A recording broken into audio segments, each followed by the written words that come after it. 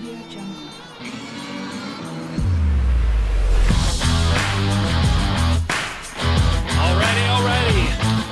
We are at it again. SpOKen freely, episode, whatever number it is now. We can fix it in post. I think we're about 11 or 12 weeks in on this, and what better way to continue this than with the very first guest who joined me, and he is now part of the exclusive Three-Timers Club. I say exclusive because he's the first one. Kyle Weatherly from KSWO, Lawton Fort Sill. Kyle, thanks again for joining me, and man, you and I were just talking a little bit before we recorded. It's been a heck of a high school football season, and we got, it's been almost like a movie, just the twists and turns. And we got another twist this week with the OSSAA playoff ruling. Yeah, I mean, it's definitely been odd. We knew that going in, though. It was going to be odd, going to be different. But, the fact is, it's week 8, or it's past week 8 now. I mean, we've hit week 9. We're still playing football. I mean, how many of us thought that was actually going to happen? So, yeah, no matter some of the things we've had to iron out the kinks and some of the difficulties we've had, especially over the last few weeks with more and more games getting canceled. Fact is, we're in week 9, and I wasn't sure that was going to happen. What did you think of the ruling this week? I think it was definitely interesting. I think it was the most interesting things they threw in there. Yeah. I do think it was probably the most fair thing to do for every team, but they had some things in there I don't think a lot of people were happy about. Yeah, I think it was the most fair thing to do. I think that was, you hit the nail on the head. I personally, and I said this from the get-go, when Kevin Green first brought this up to me a while back about the idea of doing a coaches poll, and I said that seems like it could be easily manipulated. And I still think so. I've talked to coaches off the record who said, you mean to tell me that I'm supposed to trust other coaches to believe, if my team is better than a team we have not played? Because games got canceled, and that really took away the head-to-head on some of these tight races. So I don't know if I necessarily think that that's the best way to do it. I don't know if that weird newfangled district points system is going to be the way to do it. I don't know. I think eventually everything will kind of settle itself out, in that I think if you are a good enough team, you're going to win. You're going to go about as far in the playoffs as you probably should have initially anyways. And I think we have a select number of elite teams in this state, and the ones that aren't elite, I think, are going to be exposed pretty quickly in the playoffs. And so I don't know. I think it was the most fair way to do things, especially in this weird year. And honestly, when that idea initially came up, some people online, which of course we all know that if you post your opinion on Twitter, it is immediately important. They were talking about, oh my God, we're just part of this, participation trophy era, and everybody just wants to, we're just going to let everybody that make the playoffs. I'm like, you do that in basketball anyways. Like, this state already does that in basketball. Nobody gets weirded out by that. And so I think it's the most fair thing to do. And honestly, it's still going to provide a lot of unique drama. And I think that's going to be the most interesting thing. I was initially thinking, okay, this game that should have been a big game for who will make the playoffs suddenly doesn't mean as much, but it still matters when it comes to seeding and stuff like that. It'd be like saying the college basketball season, regular season, doesn't matter. Of course it matters. It's just that not everybody, I don't know. It's not as exclusive as it once was, in that only, 4 teams from a district get in. And it'll be really interesting for me to see how many teams elect not to play. Because if you're a Guyman, for example, and you have to play, you have to travel however many miles to go play in Lawton or go play, in El Reno or wherever. Are you really going to do that? If you're somebody like Altus, are you really going to travel out to go play Carl Albert? I don't know. It's just it's going to be really interesting to see. And I do agree. There were some weird things that I didn't necessarily agree with, but overall, kudos to the OSSAA for doing the best they could in a really bizarre and not great situation. I understand the participation trophy aspect of it. I'll be the first one to say I hate the fact that every basketball team in the state makes the playoffs, mainly because the first round is a total and utter waste of time. Because, I mean, Yeah. we've had years where we had 1 year where teams got beat by 60, 70, and 80 points in the first round. Yeah. And it's just like, what's the point of driving an hour, 2 hours to go do that? But this year, I think it's kind of unavoidable. I mean, there's just too many districts where you have some teams playing 2 or 3 fewer district games than some other teams, or the games they're missing are really the ones that tell you how good they are. So Yeah. I think you have to do it this year. You mentioned the teams that are going to opt out. I do think you're going to see more than what I think people expect out there, because there are a lot of teams, either they're really struggling this year, they even field the team, or COVID has really hit them hard multiple times, and they're just struggling to make it through. And I think you're going to see those teams maybe take advantage of that ruling where they can still go on and play more regular season games while the playoffs are still going on. The only big issue I really have is the one where a team gets eliminated if they get COVID and the team they beat in the previous round gets to take their spot. Yeah. I hate that. I mean, I get what they're trying to do, but just award a bye to the next team. I mean, this doesn't make sense to me. I mean, to lose and still have a chance, just to me, that's just a silly thing to do. What it's going to do, I think, is what a lot of people are already suspicious is happening is you're going to have more and more coaches probably in that time period probably urging kids not to get tested because it's happening. Yeah, it's Definitely absolutely is happening. and it's just one of those things where it's one thing if you have a couple kids that need to be quarantined, and we've seen teams this year have kids be quarantined for a week and then, the team can still play that week or the next week or whatever. When you have situations like Eisenhower this week where like the day before the game, they announce that they can't play. What are you going to do in that situation in the playoffs? If Team A finds out that they are supposed to play Team B on Friday, but they can't, they have a test come back positive on Wednesday or Thursday, then what? I don't know. It's going to be very bizarre, and I agree with you. I don't think it's going to be very wacky that you can lose a game and still advance. And I mean, what happens if Team X loses in the first round? That team, could you lose your way to a state championship game? I don't think that would happen, but No. It's just a weird thing to think about to me, and yeah, it's bizarre. I don't think you're going to see it like a bad team play for a state championship, but I do think there could be some cases where maybe the favorite goes out because of this. Yeah. I mean, that's absolutely realistic. I mean, there are some classes where, look, there's a clear favorite. 5A, Carl Albert's the clear favorite. Oh, absolutely. 6A, Bixby's the clear favorite. Even Owasso, and I mean, to a lesser extent, Owasso in 6A1 is the clear favorite. And there could be circumstances where maybe they bow out in the second or third round because of a COVID test. Yeah. Yeah, it's very strange. And we're going to see a lot more. Like you said, this is not over. We're going to see so much more come out from this.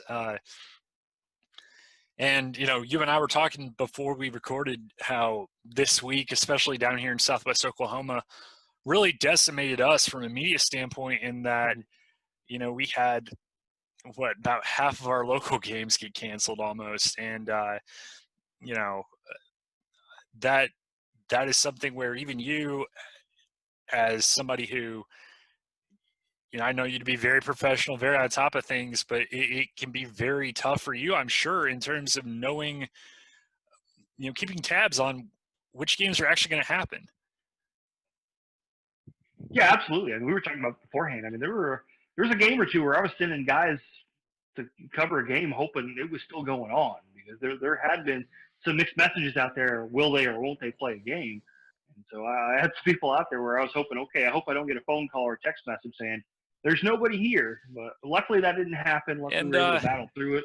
It was certainly weird though not having a game in Lawton on Friday night. I can't remember the last time that's happened. So you were talking about how you were kind of worried about sending guys to a game that might not be happening. I unfortunately ran into that the other night. I get a call about 45 minutes to kick off from one of our stringers who said, "Hey man, I don't think this game is happening." And I was stupid enough really to not check off on my master schedule that Surreal and Central High had already played back when they had both had opponents cancel. And so I guess I didn't mark that off on my schedule and sent one of our writers to Surreal, and he was like, "Hey man, there's not even yard markers on the field." So poor guy, I went ahead and sent him home. But yeah, it's strange and it's really difficult to keep up with. And like you said, there not being a game in Lawton on Friday night was very weird.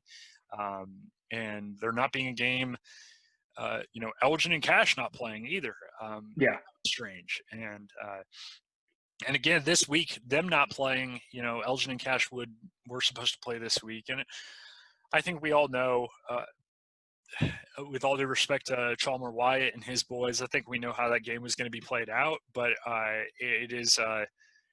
it still feels weird for the first time in almost 30 years to not have battled the Wichitas. I mean, I don't want to say that that's going to be a blow to the communities per se, because I mean, I'm sure if we, assuming most of this, if not all of this, goes back to relatively normal next year, we'll still have that rivalry back. And still, how do you think that this kind of, affects these two schools, knowing that their biggest game of the year, the game that they've kind of been looking forward to for the most part, is gone?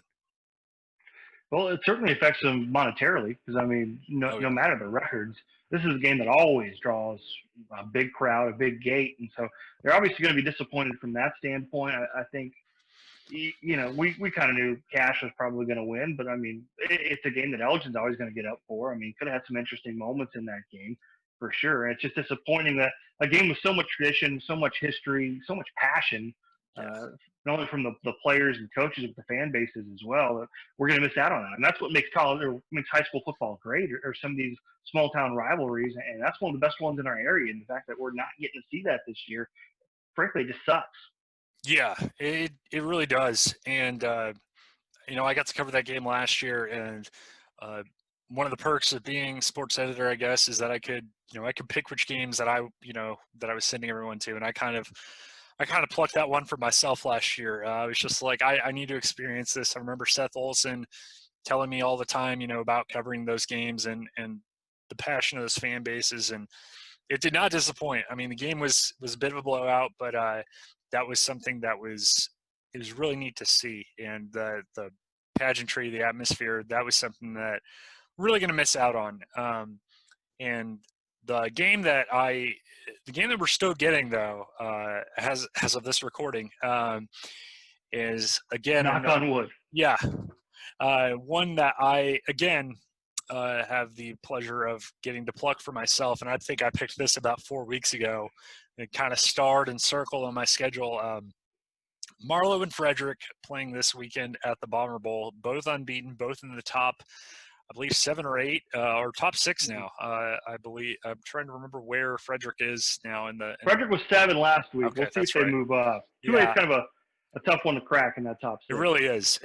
This is going to be just an absolute dogfight of a game, I think. And you got two teams that can really run the ball, but have really shown that they can throw the ball a lot better than people give them credit for. I think we all knew about Jace Gilbert, but I've watched some of y'all's highlights recently, from a guy like Adrian Gayton. What have you seen from the sophomore that has impressed you the most?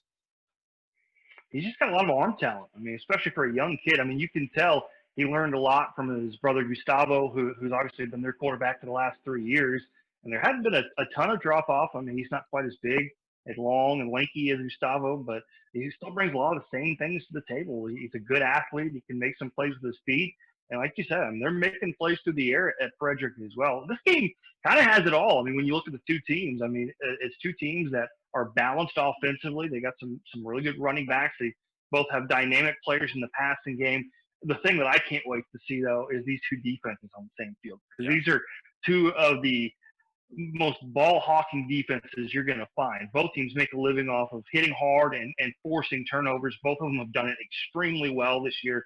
Both of them have been tested in the non-district portions of their schedule. They've had some big wins in the non-district. They have not been tested in district play. That's the one disappointing thing. This district has not been good this year, and that's kind of, I think, what has made us look forward to this game even more.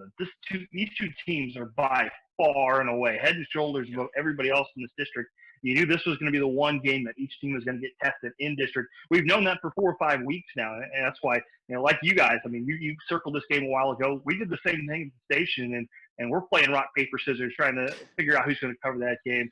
I think I'm going to find a way to pull rank on that one, though, because I want to beat the Bomber Bowl. I want to see this thing, and I want to see what happens, because it's going to be a ton of fun. It should be a great atmosphere. It's also, two fan bases that are among the more rabid in Southwest Oklahoma, and that's just going to add to this game, I feel like.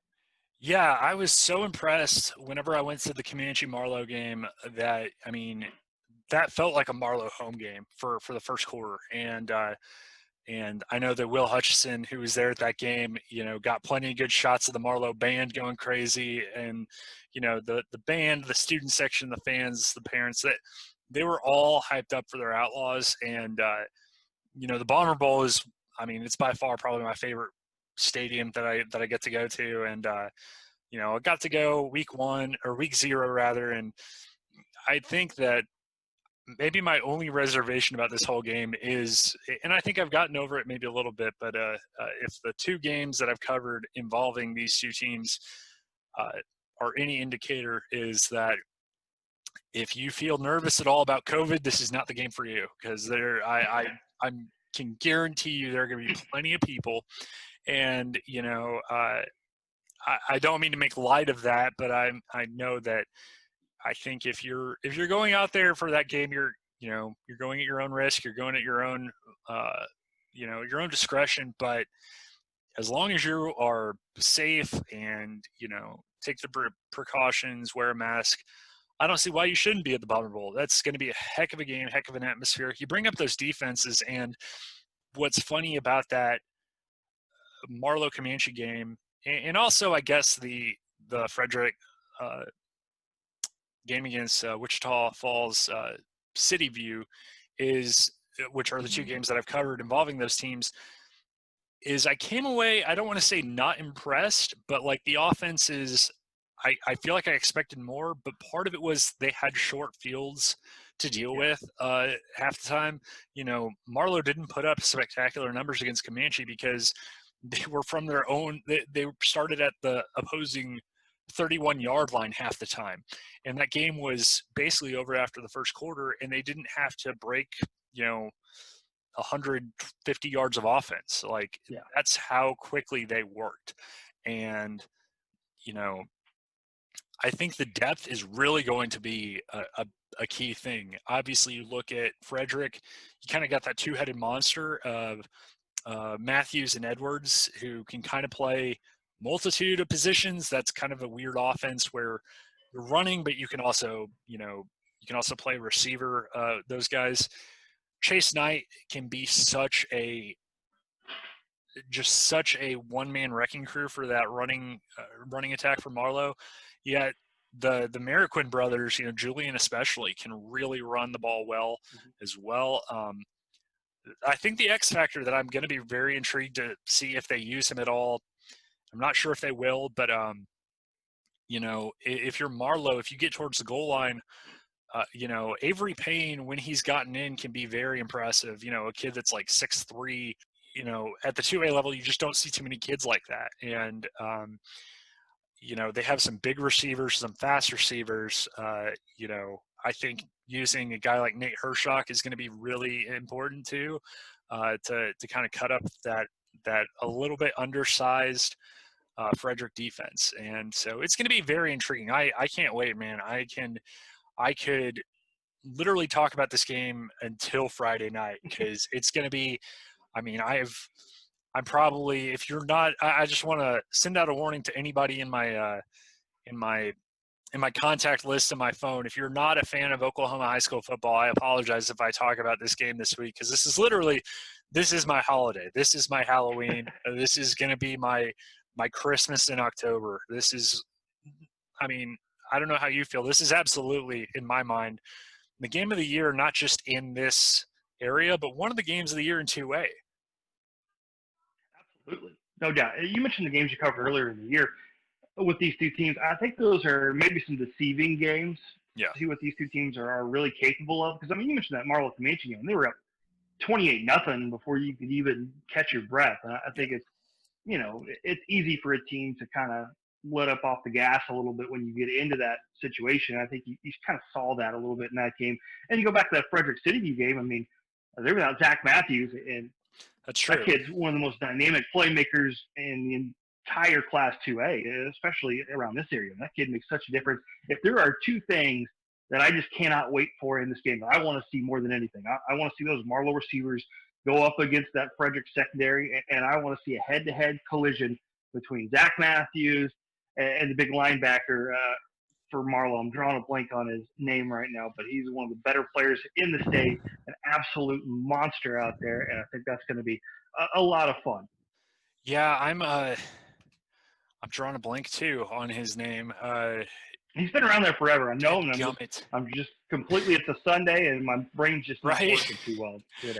So I it's know going to you. be one of those. We hang up this call, and I'm like, oh yeah, duh. I'm Think looking about now. it. Carson Moore. Carson Moore. Carson Moore. Yeah. I Carson mean, he's Moore. a guy that's been around there starting since he was a freshman. That kid, I covered the Marlow Duncan scrimmage before the season started, and that kid had two of the harder hits I've seen at the high school level in a scrimmage to really set the tone. So, and a guy like Zach Matthews, who's a really difficult kid to bring down, I want to see those two meet head up in the hole and see who's the big dog. I want to see what happens when those two collide.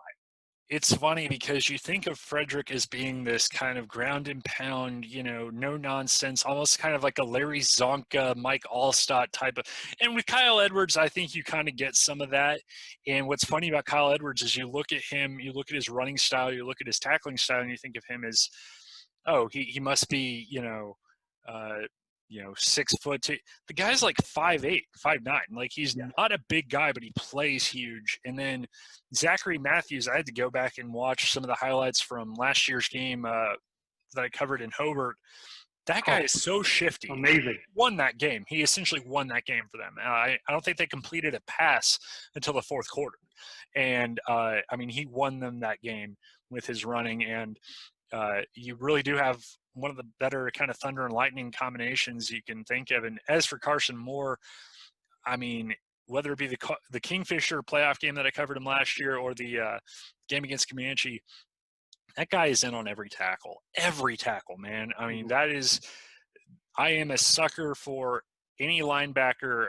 There are two things that will win you a place at my lunch table if you're a linebacker. If you wear a neck roll and if you are in on every play because and I don't know if he wears the neck roll, but maybe no, he doesn't. Yeah, it goes down a bit in my book. No, but he is absolutely a heat-seeking missile, and like you said, golly, my brain is exploding just thinking of how physical this game is going to be. Mm-hmm. I think in games like that, though, you could see it be. I don't know. I could maybe see teams. The coaches, especially when you look at Brett Tyler and Matt Weber. These are two very knowledgeable head coaches that if they're not going to be out thought and out tricked. And so I wouldn't shock me while we might sit here and think that this is going to be like a 16-13 game. Would it shock you if we saw more, passing or more offense? Where do you think this game might be played? Do you think it's in the teens and the 20s? Do we see a team make it to the 30s? I have no idea. This game could go so many different ways. That's one of the most exciting things. I just don't know really what to expect. Especially you go into a week, the weather's going to be crummy most of the week. Hopefully that doesn't play a huge factor. Special teams. How big are special teams going to play in this game? Obviously Marlow is one of the best kicker punters in the state. Frederick's always salty in the special teams. It's going to be so much fun to watch. I could definitely see a game played in the 20s. I don't know if I could see the 30s. I think both teams are just so good defensively. I don't think I see it getting out of the 20s. Yeah, I don't see him getting out of the 20s either. I can see it be a 27-20 game or 27-24 game. I don't even know if I can pick a winner, and I know I'll have to in my picks column this week. And we have had nothing but great readership from the communities of Marlow and Frederick this year, and that's what's really interesting to me about this is because, I know you've obviously been here a lot longer than I have, but I mean, this is by far, uh, again, I wasn't here for the Anadarko dynasty, but outside of Tipton, this is probably some of the best kind of small school football that I've seen here. I mean, these teams are by far.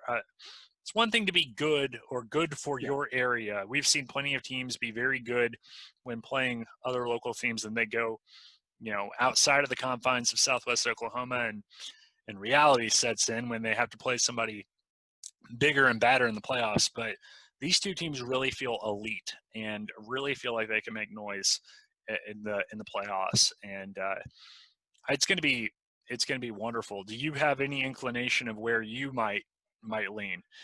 Oh, I ain't going there. No, No, okay. I'm not going there. I'll let you be the bad guy on this one.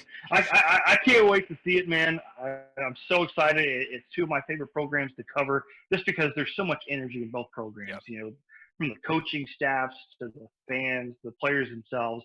It's really two of the best environments. It's clearly been the two best places to go to this year, just because like you mentioned. I mean, yeah, sure, the COVID thing hangs over the head, but just aside from that, it's been the two best environments by far that we've been to this year. And I just can't wait to see what that Bomber Bowl is going to be looking like come Friday night. Yeah, I'm going to make sure that I actually get there plenty early this time. I think I was running a little bit late the first week of the season, and week 0 jitters. And but I'm going to make sure that I get there plenty early this time because I don't want to miss a single minute of that. We move on to the college ranks. Yesterday was a very interesting day. I say it was very interesting. Both, teams, I don't know. We were still trying to figure out who these teams were in OU and OSU. And then OU, comfortable enough, I guess is the word to use in their victory. I think that you probably could have, I don't know if I would say asked for a little bit more. Certainly not from Marvin Mims, but they obviously played, very tough defense, it seemed like, in limiting TCU. Then Oklahoma State, really, I was, you start the day off with College Game Day spending a 2-minute segment about the OSU defense. I had to clean my ears out to make sure that I heard that right. And man, that defense, I know that they, got hairy late, but man, you take away those 2 Breece Hall runs, the defense really shut down Iowa State. And that's what impressed me the most. I think you found out more about Oklahoma State yesterday than you have found out all season long. Oh, I mean, easily. That's a really tough Iowa State team. But you know what? It's a team that, frankly, Oklahoma State is up well with. And I think you saw that a little bit yesterday. It is kind of funny when you're looking at it, the end of the season, thinking, okay, well, this team's got Tylan Wallace back. They got Chuba Hubbard back. It's Oklahoma State. They're going to be piling up the points and yards and bunches. Yeah, the defense has clearly been the story of the season so far. Again, yesterday, you mentioned outside of a couple of, busts in the run game, I mean, they were outstanding again yesterday. The thing that impresses me so much about Oklahoma State's defense, you got 2 guys on the edge that wreak havoc in the backfield, and Bundage and Trace Ford. You got just 2 very steady linebackers. I mean, Rodriguez and Ogbongbemiga. I mean, yeah, maybe they're not NFL guys, or at least not high draft picks, or maybe the guys that explode off the screen. But gosh, they don't become more steady than those guys. How often do you see those 2 guys miss tackles, or how often are they in the wrong spot? And then you look in the secondary. I mean, there's not many safety tandems in America better than what they've got back there. And that's what's so fun to watch. It's just like there's not really a weakness when you go at each level. And that's something that you haven't seen in the past. Now, I do want to see them against maybe a more athletic team. I think the fact that Iowa State could not challenge them at all deep, I think was kind of played into their hands a little bit. They were allowed to be a little bit more aggressive because of that. They weren't afraid of getting beat deep.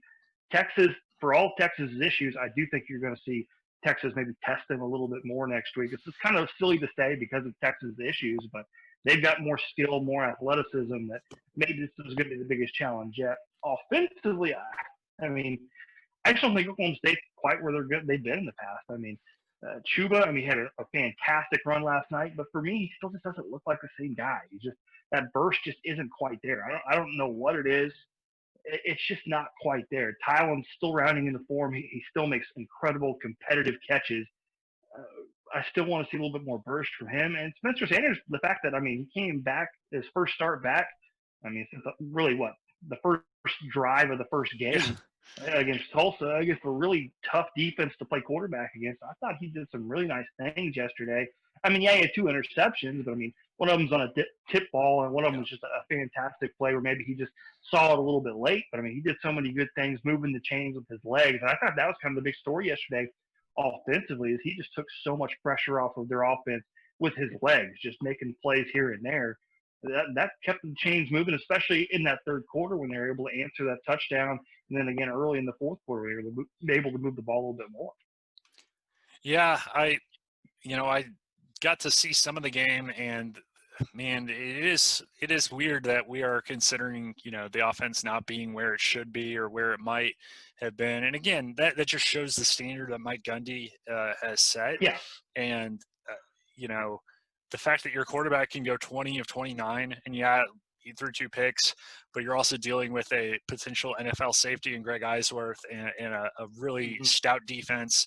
You mentioned that OSU defense, and they're maybe not being, they're not necessarily household names outside of maybe the state of Oklahoma. What I found interesting, Harvell Fields should be, man. Harvell Fields be. are as good as they come. I like to give my dad a hard time that Texas A&M let him out of their backyard because, that's a kid from College Station. And again, A&M is going to have their pick of safeties, but that's a kid that absolutely, especially, in that bowl game last year, made it clear to A&M, like, hey man, I'm here. I'm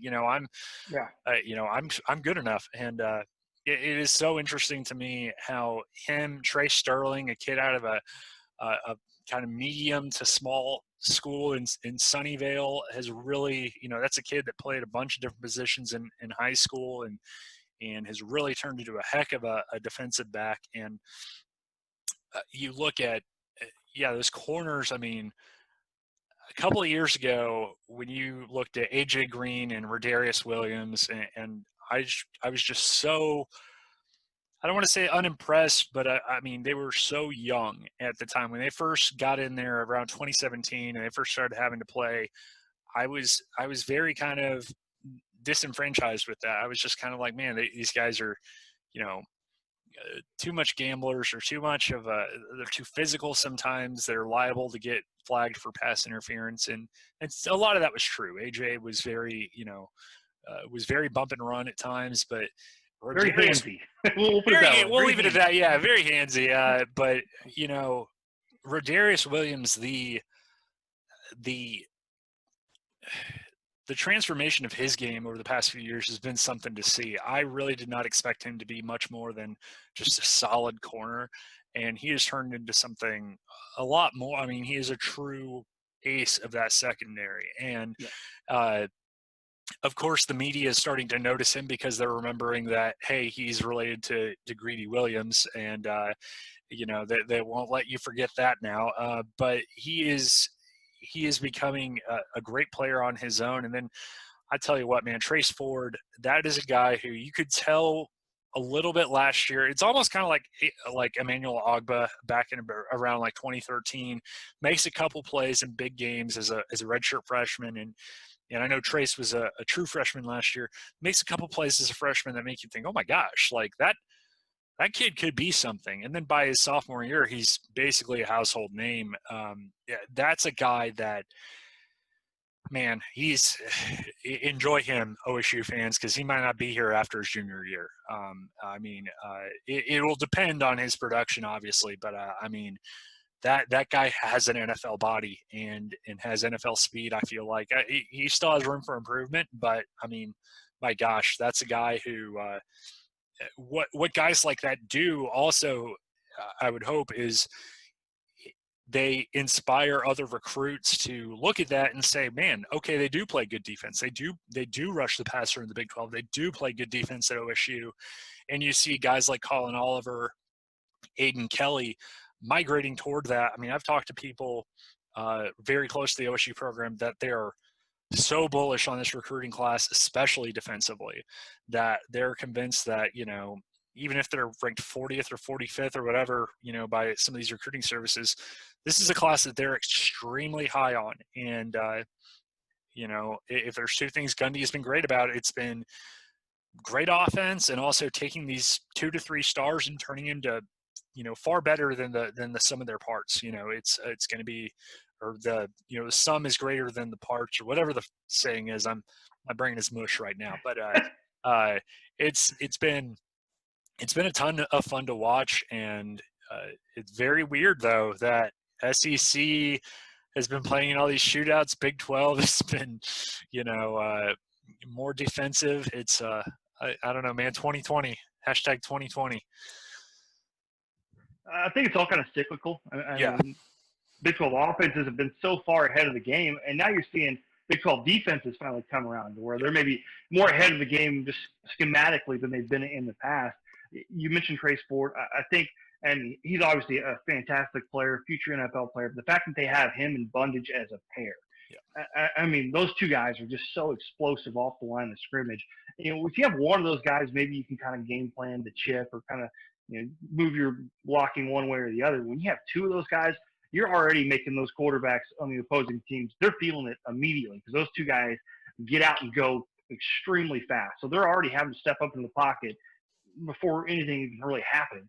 And when you have two of those guys, it's just such a luxury. And then it makes a guy like Rodarius Williams, who in the past he had some of the same issues AJ Green had, where he was a little too physical, a little too grabby. But when he's got two guys like that getting after the passer, he's got two safeties behind him that he knows are going to make plays behind him. He's able to just kind of play better technique and maybe not gamble as much as he has in the past. And I think you're seeing that all around that defense, man. They're just so much fun to watch. And frankly, especially in the front seven, I think you're seeing the same thing in Norman. I mean, a lot of exciting things to see on that defensive front for the Sooners right now. The secondary is still a mess. That's pretty obvious to see at times. But up front, they're legit, and they're kind of the same way as Oklahoma State. They got some dudes coming in this recruiting class up front that are really going to make – I think both those defenses are going to maybe take the next step in the next couple of years. I mean, Oklahoma State's already there, but I think you could see both those defenses being legit top 25 defenses for maybe years to come, which is crazy considering what we've seen in the state defensively the last 2 years. Yeah, I will say that, it's – and I think this is just a testament to OU's recruiting that that OU Texas game, obviously Trey Brown makes that interception, and obviously Spencer Rattler makes some big plays, but really the name that jumped off the page to me, and I hope I'm remembering how to say it properly, but oh my God, Ogwebu, number 2, David Ogwebu, I believe, is the. Ogwebu. And I just remember thinking during that game, I was like, how have I not heard of this guy? I know very little about this guy. Well, I go back and check. He was a first-team all Dave Campbell's Texas football. Like, he was one of the best defensive ends in all of Texas in his recruiting class. The only reason it didn't maybe jump off the page to me at the time was because of how many freaking 4 and 5 stars they're able to lure to Norman. And again, not all of them are on defense necessarily, and the great defensive prospects that they have gotten, have been kind of, I don't want to say hit or miss, but when you look at, that one class where you had Jalen Redmond, Buki, and obviously Ronnie Perkins, I mean, we haven't seen we've seen flashes of potential, but obviously various issues have kind of gotten in the way of all three of those guys' performance. OU, again, yesterday, at first kind of seemed like they were playing with their food a little bit with TCU, but man, they just they were able to hit the big plays, and I mean, what an embarrassment of riches that they have at receiver. I mean, the fact that Theo Weiss was one of the best receivers in the country, and the fact that Marvin Mims was, the whatever Gatorade Player of the Year in the state of Texas last year. I mean, and the fact that they now have two of the top wide receiver recruits that are juniors in high school. It's bonkers just what that receiving core is going to look like for years to come. And by the way, speaking of that recruit, of those wide receiver recruits, they pick up Talon Shetron yesterday, and you think of the names that we mentioned today: Calvin Bundage, Trace Ford, Talon Shetron, and Colin Oliver. Now they're, I mean, Edmond Santa Fe is not a program to be trifled with, especially on the recruiting trail right now. And that is, that's a program that I think people around here have known about for quite some time. But teams like Texas A&M, LSU, Auburn, offering guys from Edmond, Oklahoma. Big power to. Other than maybe Justice Hansen, I'm trying to think of last time that they had this many. They've got dudes. They've got big dudes that can run. Well, probably before your time, but Reggie Smith. Oh yeah, that's right, Reggie Smith. Yeah, I forgot about him. Yeah, yeah, he's maybe the best high school football player I've ever seen. He was that good when he was in San Jose. Everybody who saw him play has told me that he was on another level when he played, and I think that's just a testament to, and I know this is a conversation you and I have had, and I cite this conversation all the time because, again, I trust your expertise a little bit more because you've been in this state a lot longer than I have, seen a lot more games, and, I believe you told me once, and I can't remember if it was pertaining to basketball or football, but you said that, the top end talent in Oklahoma can compete with darn near any other state other than, depending on the year, can absolutely compete with the state. You're not going to have as much depth because it's just a smaller state.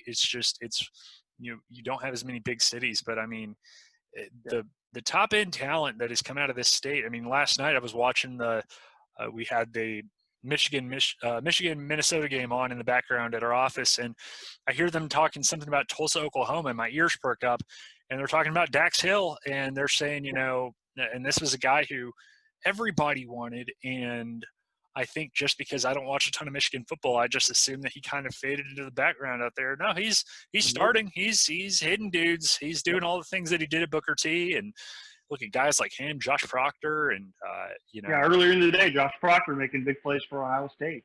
Night before even, you had Tulsa on TV, and that stud linebacker that they have, just jumps off the screen, and he's from an 8-man school. Oh my gosh, that's right. There's guys everywhere. It hasn't been as deep, especially in recent years, but there is still that high-end talent that you're seeing coming out of the state of Oklahoma. I think, the next couple of years, you've got some really impressive recruiting class on the way, too. There's some youngsters in this class, whether they be juniors or sophomores, that are coming that are already getting a lot of notoriety, and they're going to be fun to see where they end up coming at. Shetron's obviously the head of the class, but you got a guy like Gentry Williams from Booker T, and even a guy like Jacoby Johnson at Mustang is a guy who's got offers in football and basketball, and he's just a sophomore. It's bonkers, man. It's so wild. Wouldn't you? I don't mean to sound bitter, but like these kids, I don't know. Could I not have gotten like some of that genetics? Like, you can play football and baseball or football and basketball. Like, you couldn't have like donated like one knee to me. You couldn't have donated like, one bicep. I don't know. It's just, this is just the rantings of a scrawny teenager, I guess. But it is wild. I've been getting texts from people that aren't from Oklahoma, but B, don't even follow Oklahoma schools, whose teams, they go to these message boards, go to these recruiting services, and find out that their team is offering or writing about some of these prospects and asking me, about whether it's the big what's his name, I forget his name now, but the big offensive tackle from Edmond Deer Creek, Sexton, I believe. Sexton, yeah. He's getting looks from plenty of schools. That's just going to be. It is wild. It is wild. You and I have already seen, like you said, guys that are sophomores, juniors, even freshmen.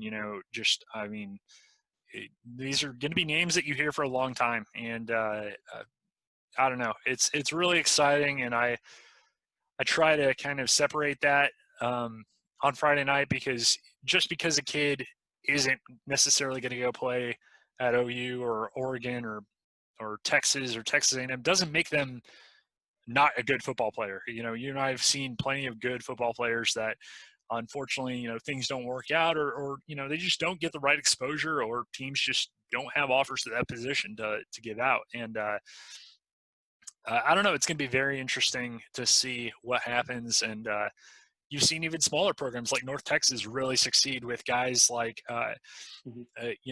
guys like Mason Fine, guys like Rico Bussey, and they've got, Bryce Drummond and our boy Nasir Kemper coming in. I think those guys are going to do outstanding things in that offense or defense, depending on where they play. Nasir, assuming Seth Luttrell sticks around, which remains to be seen, but that it is exciting to see kids from Oklahoma make good. I think I joked with you recently that the Leo DiCaprio meme where he's pointing at the TV holding a beer, like that's me every time I watch a football game and they mention a kid from Oklahoma or they mention an Oklahoma town. I'm like, see, we do things too. Even yesterday, I know he's at an Oklahoma school, but the center and I did not know this, but the center for Oklahoma State is from Minco. Not super far from us, and it's just wild. You can find talent in some very, very obscure places. Oklahoma State certainly does that, especially in the offensive line. It seems like they're constantly going to your Minkos or your Sulphurs or so places like that for some big old country boys to put up there on the old line, and it's worked out for them. I mean, really, in years past, and even this year, some of those guys who are maybe playing earlier than they want to are playing pretty well for them so far. I mean, obviously they've got an outstanding offensive line coach, which helps, and I think they kind of feed to his bread and butter, big old country boys that are going to be coachable and do exactly what he wants and just kind of progress. It's good to see that we've got a lot of boys, going play Division One. I mean, it's been a bit really. I mean, Nasir is a fun kid to watch. I can't wait to see what they do with him at the next level. I feel like his future is probably on defense, but I can't wait to see what North Texas has in store for him. Absolutely. Yeah. It's, it's going to be really nice to see, a local kid and a good kid. I've really enjoyed meeting him and, a kid who makes great grades and really, is a lot of fun, a lot of fun to watch and also seems like a kind of a coach's dream from that perspective. All right, before I go, I wanted to touch on one thing, and I know that you and I are fans of wide variety of different sports, but I would venture to say that neither of us are the biggest hockey fans. But I would. No. But I love watching it when I actually sit down and watch it. Right. But just getting the motivation to sit down and watch it is the reason I even bring up hockey is this week Doc Emmerich, one of the famous hockey announcers, has been doing stuff for NBC for years, routinely did the Stanley Cup and the Olympics. He announced his retirement, and I did not think that for somebody like me who rarely watches hockey was going to get as emotional as I did watching his kind of retirement video. But it really kind of shined the light. I mean, he is, for all intents and purposes, kind of like the Keith Jackson or the Brent Musburger or whatever you want to call it, the Jim Nantz, Al Michaels of hockey. He was there for all the big moments. And it really made me think, because you and I are not only fans of sports, but obviously we got into this business for reasons. We loved the idea of sports media. And I'm sure you, like myself, had your kind of heroes of sports broadcasting, guys who really, you as a budding, TV personality, TV sports anchor thought, okay, I do want to be like that guy. That guy, not so much. Who are some of the guys that a young Kyle Weatherly looked up to and thought, who were some of the first sports announcers or sports anchors that really kind of caught your eye? For me, it really wasn't, play-by-play guys. It was more like, I think when you grew up in my era, it was more Sports Center. What was the thing that everybody looked to and said, oh gosh, how cool is that? I mean, when you had a guy like a Dan Patrick, like a Rich Eisen, Craig Kilborn, those kind of guys. I mean, those guys were rock stars. Stuart Scott, those guys were rock stars in Sports Center. I don't even really watch Sports Center anymore. And that's even though we have a Channel 7 alum, Matt Berry, And another channel 7 alum, Randy Scott, actually on SportsCenter right now doing good things for him. But it just doesn't have that same cachet as it used to. When you were a kid, you got up and you started when you're getting ready. You would, Yeah. have a bowl of cereal there, and you'd have SportsCenter on, and you'd watch it, 2 or 3 times just to see Same. what they could do, because those guys were magic.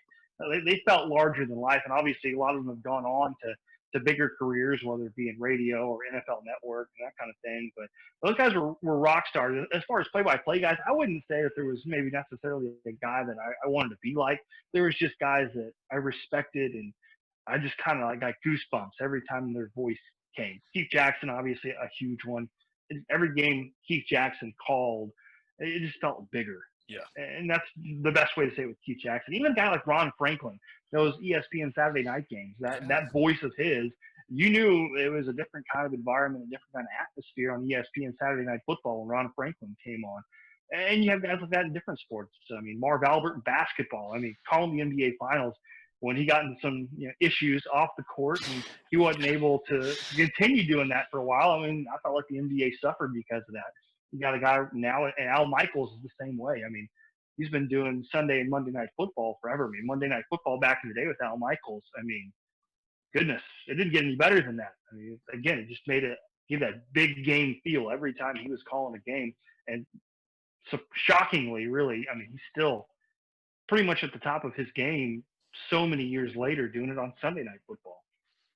Yeah, I cannot agree with you more. I mean, Al Michaels is just a guy that you can really tell he's almost kind of just glad to be there. He's just, he can't believe that he's still doing this years after. And that's one thing that I've always really appreciated is I think you and I are both, you and I might lament some of the shifting kind of the shift in how sports media is consumed and how it may have affected our jobs and stuff. But there's no doubt about it. No matter how much I might complain about this or that, I know we're incredibly lucky to do what we do. We get to literally watch and talk about sports and for a living. Oh, yeah. It's bonkers to me. And that's what's so refreshing is to see guys that know they know how much of a blessing that is. They're not taking it for granted. And I feel like I know that he wasn't always everybody's favorite. I know he was a little, shall we say, polarizing at times, but Brent Musburger to me always, he could be goofy as heck. Yeah, my friends and I made a drinking game about all the goofy stuff he would do or say, every time he said youngster, every time he said touchdown before they made a touchdown, he was so goofy, but to me, you can't beat, you are looking live and then a bird's eye view of a stadium. That will still give me chills to the day I die. And, I know I've had conversations with friends who think that you have to be in the Musburger camp or the Gus Johnson camp. And I'm like, they're both fine. Gus. Yeah, you can enjoy both. The way I kind of put it is Gus makes every game, people say I like Gus because he can make anything sound exciting. And I'm like, I don't need everything to sound exciting. Yeah. Brent made everything sound important. You could give him a script about a badminton game and he would make it sound like it was the most important badminton game that was ever played on the face of the earth. And I dug that because it felt like a movie. It felt like you were watching a really great movie. And that's sports to me. That's what always has driven me towards sports is because it felt like the movies, except you don't know the script. You didn't see a trailer. You don't know how it's going to play out. You hit the nail on the head on SportsCenter. They were rock stars. I grew up wanting to be like a Stuart Scott. I grew up wanting to be Scott Van Pelt or Rich Eisen or somebody like a Dan Patrick. That's cool. I didn't know that Matt Berry, I think he had done some work in Dallas Fort Worth maybe at some point in time. I can't remember, but because he was in Dallas before he went to SportsCenter. Yeah, because my dad had brought his name up to me, and I think I had moved out of the house by then. I don't think I knew him as well, but those guys, and obviously Kenny Mayne to me was really, I think partly because he reminded me a lot of my uncle. I have an uncle that reminds me. That's a good way to put it. He's kind of a crazy uncle. He absolutely was, and I went back and watched something recently on YouTube. If you remember when he did Main Street, like a decade ago, and I mean that was legit like sketch comedy, but with with SportsCenter personalities. Oh, and by the way, you go back and watch some of the people that were not even extras, but like supporting characters in those sketches. They would go on to be on show. You know, it was people like Allison Becker and John Glazer, who both went on to be on Parks and Recreation. Aziz Ansari got his start at a couple of, if you ever watched Cheap Seats with the Sklar brothers on ESPN Classic. Yeah. And just, I really loved the way when they mixed comedy and sports, because that was, I mean, that was like putting peanut butter and chocolate to me. It was just like, okay, both these two things are great. You put it together, my God, you know. And Stu Scott, I know he was, I think is one of those things where we kind of made fun of him when he was living, because he was just so outlandish sometimes and so booyah and so all that. But, you know, in this day and age, I think we really miss that. And obviously, you know, I think it became so tragic once he did pass. And it seeing so many people in this industry say, I got into sports broadcasting because of somebody like Stuart Scott. And yeah, I grew up wanting, I mean, I'm pretty sure I said when I was in, I talked to somebody about this recently for whatever reason. When I was in, I think 8th grade, we did a little, like, call this student newspaper, more of a newsletter. And we did a thing where it was like, where do you see yourself in 10 years? And I said I was going to be working for SportsCenter. I said I was going to be a SportsCenter anchor. I said that I was going to have a vacation home in Red River, New Mexico, all by age 24, mind you. And clearly, you take the good with the bad. Didn't necessarily work out that way. But I am, if I could tell 14-year-old Glenn now that, hey, you're still working in you're kind of living near mountains, and you're still covering sports, I think you'd be very satisfied. But yeah, I think it is something where, yeah, those guys were heroes. Those guys were the people, growing up in the Dallas-Fort Worth area. We had guys like, even on the local news, guys like yourself, who knows, maybe some kid is watching Channel 7 saying, I want to do what that guy's doing because of how he does it. We had guys like Dale Hansen, who has obviously gone on to become, kind of nationwide famous for more of his kind of social justice stuff. But, he was, in his day, he was a great sports journalist, heck of a journalist. And, it's something that it's really refreshing to see in this day and age of yell at me, yell at you sports talk shows. It's really great to see journalism win out at the end of the day. But I think that's one reason why maybe we don't look forward to SportsCenter like we used to. Absolutely, it is. Yeah. ESPN is more built around, your first takes. Even though I like a show like PTI and Around the Horn, they're fine, but it's not the same. Yeah. And I feel like the network has gone more away from what used to make it great, and it's just gone to talking heads. And it's just, if it'd be one thing if you were getting a lot of great information out of those shows, but it's just utter crap. I mean, to be honest with you, it's just crap. Oh, and you mentioned us, maybe we're, doing it locally. We're not big time, like maybe we had once hoped. But you know what? Like I've always said, we're in sports. You never have a bad day at work when you're in sports.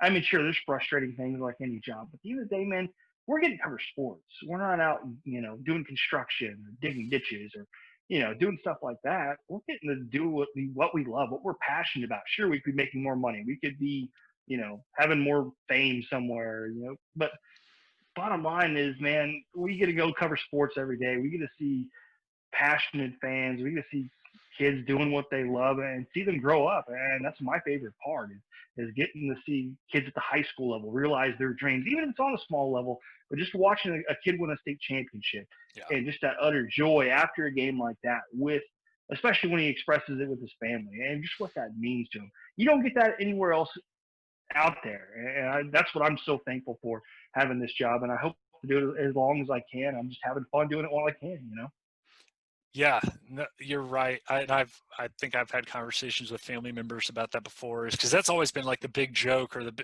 I understand that that's what people, people who aren't in the sports sphere or don't follow sports, that's what they know.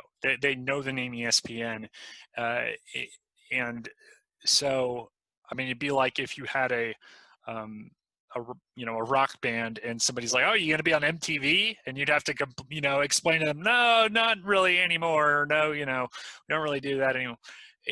I still have family members ask me like, oh, you want to be on ESPN one day? And I'm like, I don't know anymore. I really don't know if that's what I want. And I'm happy where I am right now. And you bring up just the seeing it up front, with the emotion and all that. One moment that stood out to me the other night, I covered that MacArthur-Altus game, which, final score was 61-6. It was, what do you even say after a game like that? There's not much to really say. And but one moment that really will always stick out to me is, and I talked to one of the guys on the sidelines, uh, during the game about this, and I don't know if I put two and two together. I knew that Altus had been, gotten smacked around this year. They had only scored 3 touchdowns all year, and I think one was a case where they have a player on their team that I think is special needs, and they let him score. So they essentially had I think 2 other touchdowns on their season. Well, Le'Veon Patterson scores a touchdown from about 3 yards out. However many fans are in that stand, I don't know. It obviously wasn't full. It was in the fourth quarter. They all stand up and cheer and ring their cowbells and clap, and it was, man, that's a team losing 55-6, 61-6. That meant the world to them that he scored, and that's a moment to him that I don't know. If you ask him, if that's really what he'll remember about this season, because I'm sure from what I know about Le'Veon, he's a very team-oriented guy. But I mean, that is, God, that I was like, how am I getting this emotional at a 61-6 game right now? Like, how am I getting, that it's one of those stories that you'd almost read in Sports Illustrated. Like, it's one of those stories where sports, I know that my wife constantly gets on to me about how much athletes get paid, and yeah, it is probably way too much. And yeah, sports in the grand scheme of things, it's not going to affect the world the same way that politicians are or things like that. But sports does matter to some people, and in weird ways, it's going to matter. To me for as long as I live. And I hope, like you, man, I hope to get to do this as long as I can. And luckily we get another week of high school football, and that's Right. all we can ask for in 2020, man. So, well, Kyle Weatherly, thank you so much, dude. It's always great to talk to you. Anytime, man. Love it. Yes, sir. And hopefully we will see you at the Bomber Bowl this week. I will hopefully be more dressed for the weather this time. I had my sweater and my little beanie hat the other night, and that was about it. And so hopefully the weather stays nice enough come Friday night that we're not having to bring too many hand warmers or foot warmers or anything like that. But I'm sure I've got some somewhere that I'll stock up on just in case. So, well, he's Kyle Weatherly from Channel 7 KSWO for Lawton Fort Sill. I'm Glenn Brockenbush. For SpOKen Freely, we will see you next time.